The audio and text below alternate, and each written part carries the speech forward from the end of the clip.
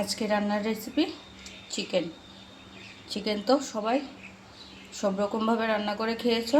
আমি আজকে যেভাবে রান্না করছি এইভাবে একবার খেয়ে দেখবে, ভীষণ টেস্টি লাগে।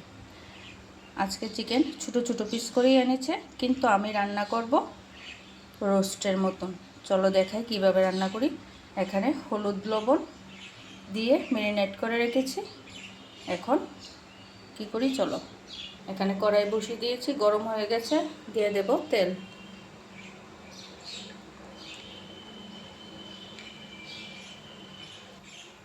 তেল গরম হয়ে গেছে, এখন দিয়ে দেব চিকেনগুলো।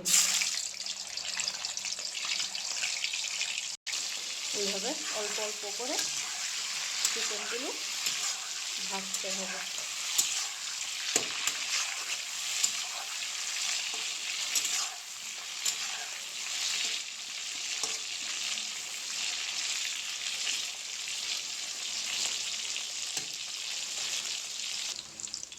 এই যে এরকমভাবে লাল লাল করে মাংসগুলো ভাজি করতে হবে। হয়ে গেছে, নামিয়ে নেব। এই যে মাংস ভাজি নামিয়ে নিয়েছি। এইভাবে করে ভাজতে হবে।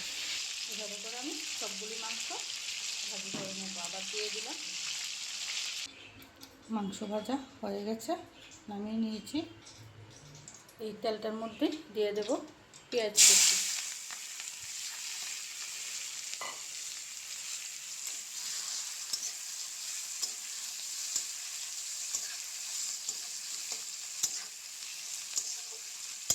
এখানে আস্ত পেঁয়াজ দিয়েছি, রসুনও করা দিয়ে দিয়েছি। এখন পেঁয়াজ একটু ভাজতে হবে। আর মাংস ভাজি করেছি, সবটুকু তেলের মধ্যে দিইনি। এই যে কিছু তেল উঠিয়ে রেখেছি, লাগলে দিতে পারবো। এই যে এইভাবে করে পেঁয়াজগুলো ভাজতে হবে। বেশি লাল করে ভাজবো না, এইরকম একটু মজে গেছে। তারপর এখানে আদা রসুন পেঁয়াজ পেস্ট করে নিয়েছি, এটা দিয়ে দেব।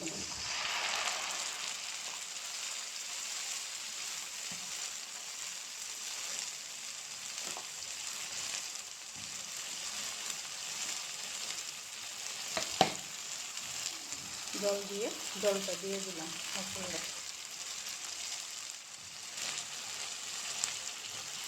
এখানে দিয়ে দেব কাঁচামরিচ বাটা। যেরকম ঝাল খেতে পছন্দ করো সেই অনুযায়ী দেবে।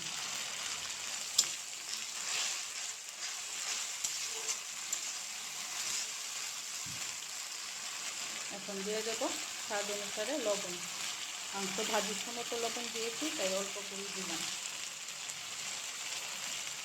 দিয়ে দেবো হলুদ গুঁড়ো,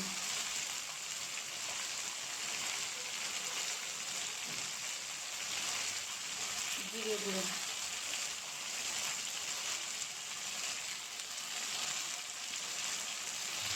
ধনে গুঁড়ো।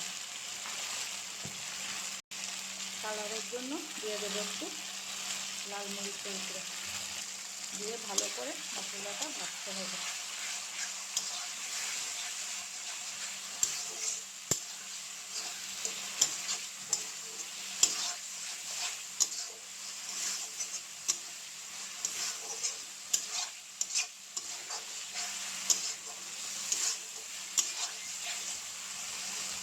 মশলাটা এইভাবে করে আস্তে আস্তে ভালোভাবে ভাজতে হবে।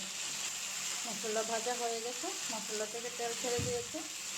এখন দিয়ে দেব চিকেন ভাজাগুলো। দিয়ে ভালোভাবে নাড়াচাড়া করে নেব।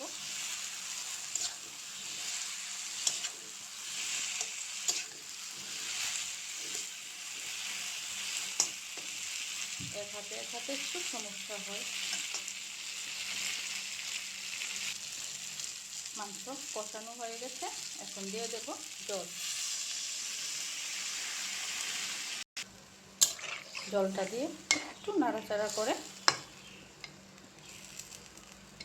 কিছুক্ষণের জন্য ঢেকে দেব। এই যে ঢাকনা দিয়ে দিলাম যাতে মাংসের মধ্যে মশলাটা ঢুকতে পারে। এখন দেখি কতটুকু হয়েছে। এই যে মাংস হয়ে গেছে আমার। এখন দিয়ে দেব গরম মশলার গুঁড়ো,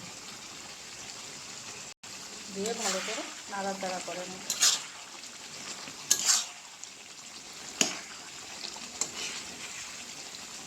লেগ পিসও আস্তাই রয়েছে, কারণ মাংসটা ভাজি করেছি আগে, তার জন্য ভেঙে যায়নি।